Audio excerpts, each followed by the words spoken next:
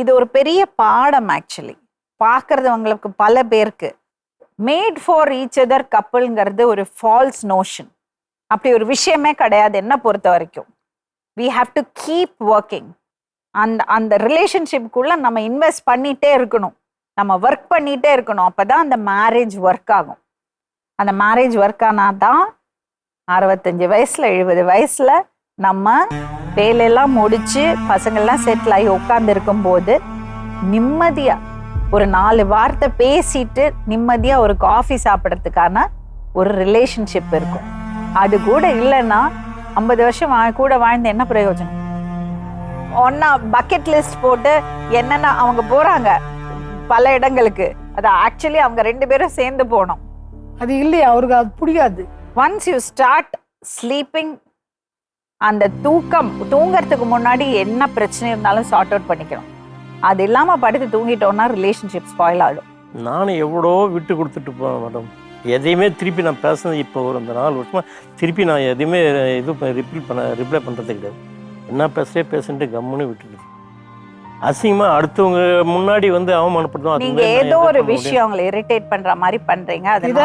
இது பிரச்சனை வந்து அதனாலதான் அவங்க இரிட்டேட். இன்னைக்கு நீ பாத்துக்கலன்னு சொல்ற, நீ 2 ஆபரேஷன் பண்ண, நீ பாத்தீங்க கேளு. இன்னும் நிம்மதியா இருக்கணும்னா நீங்க விட்டு கொடுக்கணுங்க.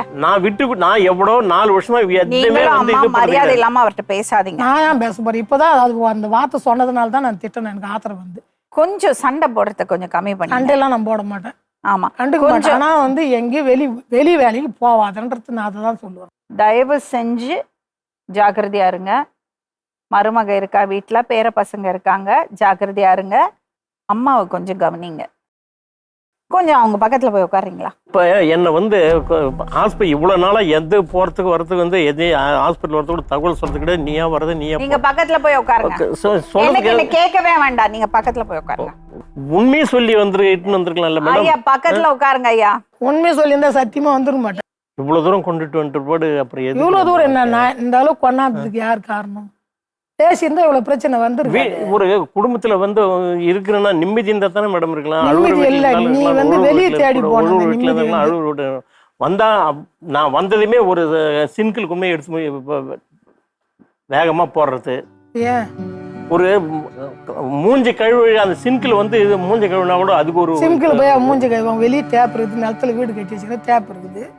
சிங்கிள் போய் துப்புறது, கையை கழுவ கூடாது, மூஞ்சி கழுவ கூடாது, காரி துப்புறது, காய் கூப்பிட்டு அதெல்லாம் சிங்கிள் இது பண்ண சிங்கிள் பாத்திரம் கழுவுற போய் செய்யலாமா? அது வேணாம் ஒரு குற்றம் செய்யலாமா? அவங்க சொல்ற நியாயமான விஷயம் தானே. பூணுவாரு அந்த இடத்துல எல்லாம் பாத்திரம்லாம் இருக்கு. எப்படி நான் கை வச்சு நான் சுத்தம் பண்ண முடியும்? ஏற்கனவே மருமகள் சொன்னா ஒன்னா இருக்கும்போது இது போல பண்றாங்க, எனக்கு பிடிக்கல அப்படின்னு சொல்லிட்டு நான் அதே சொன்னேன்னா போயிடுச்சு. அதில் போய் என்ன போயிடுச்சு அப்படின்னு